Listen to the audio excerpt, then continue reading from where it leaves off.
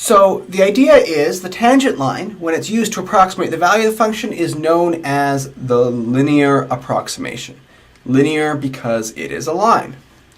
So if we take the tangent line at some point a comma f of a, what we do is we say that we're taking the linear approximation near x equals a. Basically, this linear approximation is going to be valid for x values pretty darn close to a, near a.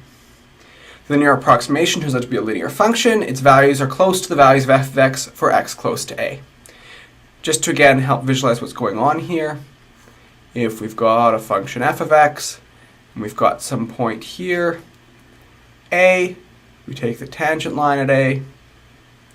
Basically, if we have some other point near a, calls x coordinate x, then the y coordinate of the function, f of x, is going to be pretty darn close to the y coordinate of the tangent line, which we could call L of x. The formula for linear approximation basically comes from the point-slope form. The tangent line at a comma f of a, its slope will be f prime of a, so its equation is going to be this. Y minus y0, which is f of a, is f prime of a, the slope, times x minus x0, which is a.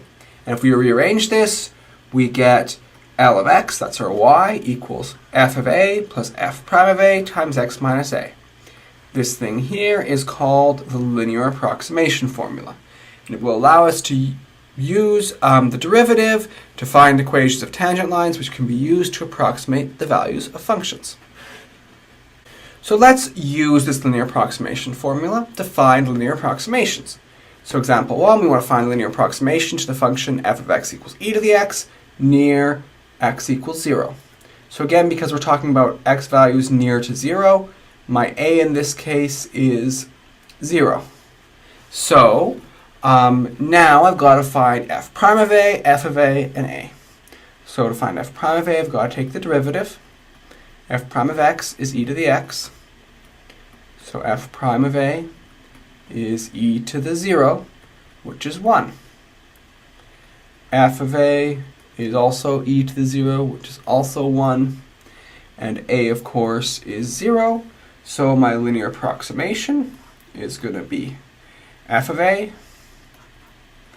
plus f prime of a times x minus a, which is 1 plus 1 times x minus 0, which simplifies to 1 plus x. So this is my formula for the linear approximation to e to the x. Note again, this is going to be a lot easier to evaluate than this guy is, if we don't have a calculator. Let's try this procedure again with example 2. Here we want to find the linear approximation to the function y equals sine x near x equals pi over 2. Again, since the x values are close to pi over 2, that means my number a is pi over 2. So now I need to find f prime of a, f of a, and well, I already know what a is. So f prime of x, we take the derivative of sine x, we get cos x, which means that f prime of a is going to be cosine of a, which is pi over 2, which gives you 0. F of a is going to be sine of pi over 2, which gives you 1. And of course my a is pi over 2, so now we can use the linear approximation formula. L of x is f of a plus f prime of a times x minus a.